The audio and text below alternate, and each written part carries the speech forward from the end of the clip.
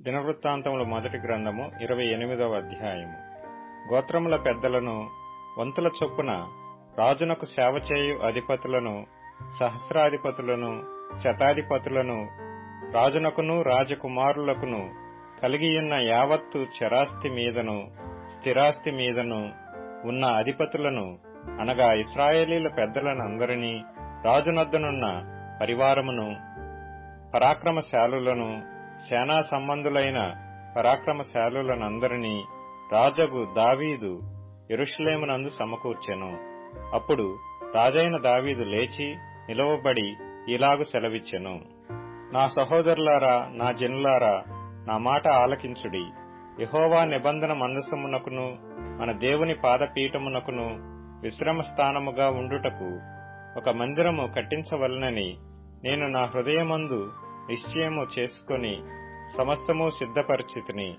అయితే నీవు యుద్ధములు జరిగించి రక్తము ఒలికించిన వాడవు గనుక నీవు నా నామమునకు మందిరమును కట్టించకూడదని దేవుడు నాకు ఆజ్ఞ ఇచ్చెను.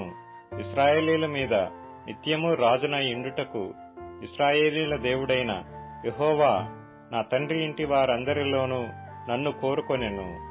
ఆయన యూదాగోత్రమును, యూదాగోత్రపు వారిలో ప్రధానమైనదిగా నా తండ్రి ఇంటిని, నా తండ్రి ఇంటిలో నన్నును ఏర్పరచుకొని నాయందు ఆయన దయచూపి ఇశ్రాయేలీల మీద రాజుగా నియమించి ఉన్నాడు.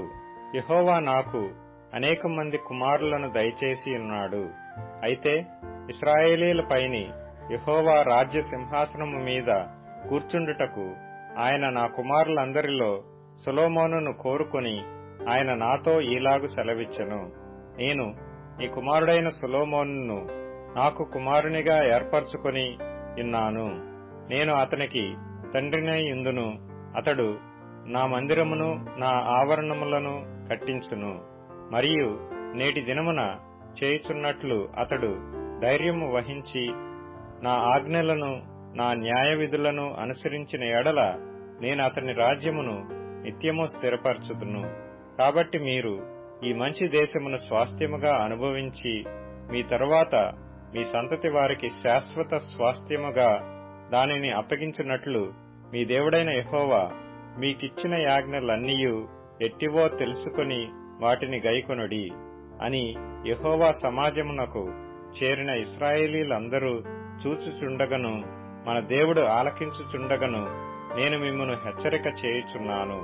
సొలొమోనా, నా కుమారుడా, నీ తండ్రి యొక్క దేవుడైన యెహోవా అందరి హృదయములను పరిశోధించువాడును, ఆలోచనలన్నిటినీ సంకల్పములన్నిటినీ ఎరిగిన వాడునై ఉన్నాడు. నీవు ఆయనను తెలుసుకొని హృదయపూర్వకముగాను మనఃపూర్వకముగాను ఆయనను సేవించుము. ఆయనను వెదకిన ఎడల ఆయన నీకు ప్రత్యక్షమగును. నీవు ఆయనను విసర్జించిన ఎడల ఆయన నిన్ను నిత్యముగా త్రోసివేయును. పరిశుద్ధ స్థలముగా ఉండుటకు ఒక మందిరమును కట్టించుటకై యెహోవా నిన్ను కోరుకొనిన సంగతి మనసునకు తెచ్చుకొని ధైర్యము వహించి పని జరిగింపుము. అప్పుడు దావీదు మంటపమునకును, మందిరపు కట్టడమునకును, బొక్కసపు శాలలకును, మేడగదులకును, లోపలి గదులకును, కరుణాపీఠపు గదికిని, యెహోవా మందిరపు ఆవరణములకును, వాటి చుట్టూనున్న గదులకును, దేవుని మందిరపు బొక్కసములకును, ప్రతిష్ఠిత వస్తువుల బొక్కసములకును తాను ఏర్పాటు చేసి సిద్ధపరిచిన మచ్చులను తన కుమారుడైన సొలొమోనునకు అప్పగించెను. మరియు యాజకులను, లేవీయులను, సేవ చేయవలసిన వంతుల పట్టీయును, యెహోవా మందిరపు సేవను గూర్చిన పట్టీయును, యెహోవా మందిరపు సేవోపకరణముల పట్టీయును దావీదు అతనికి అప్పగించెను. మరియు ఆయా సేవాక్రమములకు కావలసిన బంగారు ఉపకరణములన్నిటినీ చేయుటకై ఎత్తు ప్రకారము బంగారమును, ఆయా సేవాక్రమములకు కావలసిన వెండి ఉపకరణములన్నిటినీ చేయుటకై ఎత్తు ప్రకారము వెండిని దావీదు అతనికి అప్పగించెను.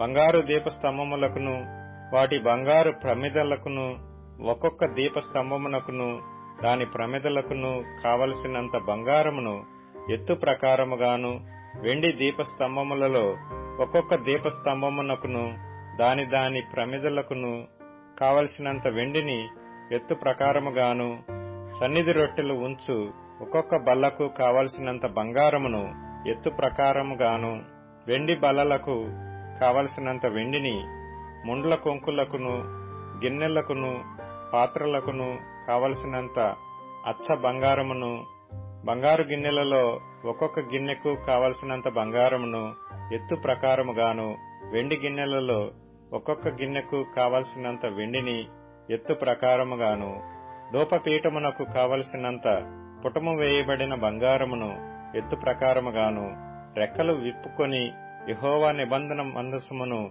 కప్పు కెరూబుల వాహనము యొక్క మచ్చునకు కావలసినంత బంగారమును అతనికి అప్పగించెను.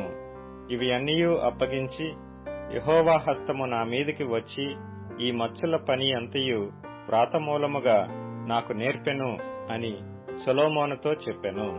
మరియు దావీదు తన కుమారుడైన సొలొమోనుతో చెప్పినదేమనగా, నీవు బలము పొంది ధైర్యము తెచ్చుకొని ఈ పని పూనుకొనుము, భయపడకుండుము, వెరవకుండుము. నా దేవుడైన యెహోవా నీతో కూడా నుండును. యెహోవా మందిరపు సేవను గూర్చిన పని అంతయు నీవు ముగించు వరకు ఆయన నిన్ను ఎంతమాత్రమును విడువక ఇండును. దేవుని మందిర సేవ ఎంతటికిని యాజకులను లేవీయులను వంతుల ప్రకారము ఏర్పాటైరి. నీ యాజ్ఞకు బద్దులై ఉండి ఈ పని అంతటిని నెరవేర్చుటకై ఆయా పనులయందు ప్రవీణులైన వారును, మనఃపూర్వకముగా పనిచేయువారును, అధిపతులను, జనులందరూ నీకు సహాయులగుదురు.